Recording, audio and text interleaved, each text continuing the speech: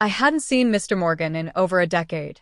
The last time I sat in his classroom, I was just 18, young, shy, and trying to survive my final year of high school. Now, at 29, I was a full-grown woman navigating the complicated terrain of adulthood. My career as a freelance photographer was finally taking off, and I had been invited to showcase my work at a local community gallery. I never imagined that night would bring my past colliding straight into my present. The event was held at a quaint little venue in our hometown. The walls were lined with soft lights, and the floor was sprinkled with small groups of people, murmuring about the art. I stood near the entrance, nervously sipping sparkling water and trying not to fidget too much. That's when I saw him. He hadn't changed much.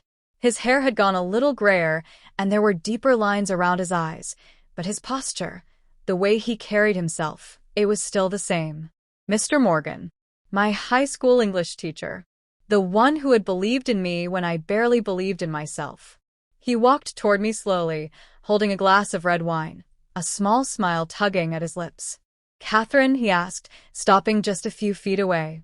I turned fully to face him and smiled. "Mr. Morgan, wow. I can't believe you're here. I saw the flyer in the library.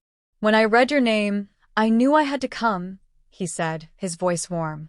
"I always told you you'd do something amazing."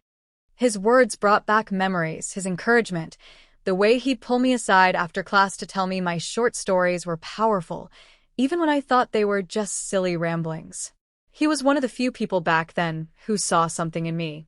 We stood there for a few moments, just catching up. He asked about my work, and I told him about traveling, chasing light, and faces around the country. He told me he had retired last year, and though he missed teaching, he'd been doing some volunteer work and reading more than ever. As the gallery got more crowded, he suggested we step outside for a bit. The night air was cool, and we found a quiet bench around the corner of the building. That's when the conversation shifted. He looked at me with a strange softness in his eyes, then let out a quiet laugh. "I probably shouldn't say this," he said, shaking his head. "But now that you're a grown woman, maybe it's safe to admit something." I raised an eyebrow, curious. "What is it?" He hesitated for a second, then looked me straight in the eye. "I used to dream about you. And sometimes, I still do." I didn't know what to say. The words just floated between us like fog. I searched his face, trying to understand if he meant it in a fond, teacherly way or something else entirely. But there was no confusion in his eyes, only sincerity. "It's not what you think," he quickly added. "I don't mean anything inappropriate. Back then, of course, you were a student and I was your teacher. But even now, the dreams I have, they're more like glimpses. You sitting at your desk, writing something beautiful. You smiling when I handed back a paper. I think I just never forgot how bright you were." My heart was pounding, not with fear or discomfort, but with surprise. I never imagined he'd remember me, let alone dream of me. I had spent years thinking I was just another forgettable student in a sea of faces. "You were one of the reasons I kept teaching as long as I did," he said. "Students like you made it all worthwhile." I finally found my voice. "I always thought you had no idea how much you helped me back then. I was going through so much at home. My parents were constantly fighting, and school was my escape. You gave me hope." He exhaled, his expression softening even more. "I saw the weight on your shoulders. I didn't know everything, but I knew you needed someone to believe in you. I'm glad I was that person."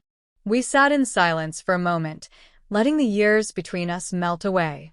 There was no romantic tension, no blurred lines, just a deeply emotional connection, rooted in the past but very real in the present. I looked at him and said, "I used to wish I could tell you how much you meant to me, but I never thought I'd see you again." "Well, here we are," he said with a small chuckle. "Funny how life works." The gallery was winding down, and people started filtering out. He walked me to my car, and before I got in, he turned to me and said something I'll never forget. "You were a light, Catherine. And clearly you still are. I'm proud of the woman you've become." I swallowed the lump in my throat and smiled. "Thank you. That means more than you know." He nodded and walked away, disappearing into the night. Weeks passed, and I couldn't stop thinking about that evening. Not because of what he said, but because of how it made me feel, seen, validated, and reconnected with a part of myself I'd long buried. One day, I found an envelope in my mailbox with no return address. Inside was a letter, written in neat, familiar handwriting. "Dear Catherine," it began. "After we spoke that night, I went home and found one of your old stories you submitted in class. I kept it all these years. It's titled, 'The Girl Who Waited for the Stars.' I reread it and I cried. You had magic in your words, even back then. I just wanted you to know that, no matter where life takes you, your light matters. Keep shining." Mr. Morgan. I held the letter to my chest, tears streaming down my cheeks. That story had been written during one of the darkest times of my life. I never imagined he kept it.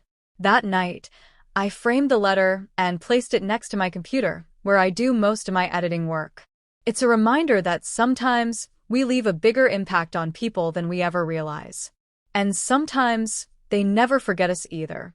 I never saw Mr. Morgan again after that letter. I heard he moved to another state to be closer to his daughter and her family. But a part of him stayed with me, in the dreams he once had, in the encouragement he gave, and in the quiet bench where two former strangers remembered something beautiful.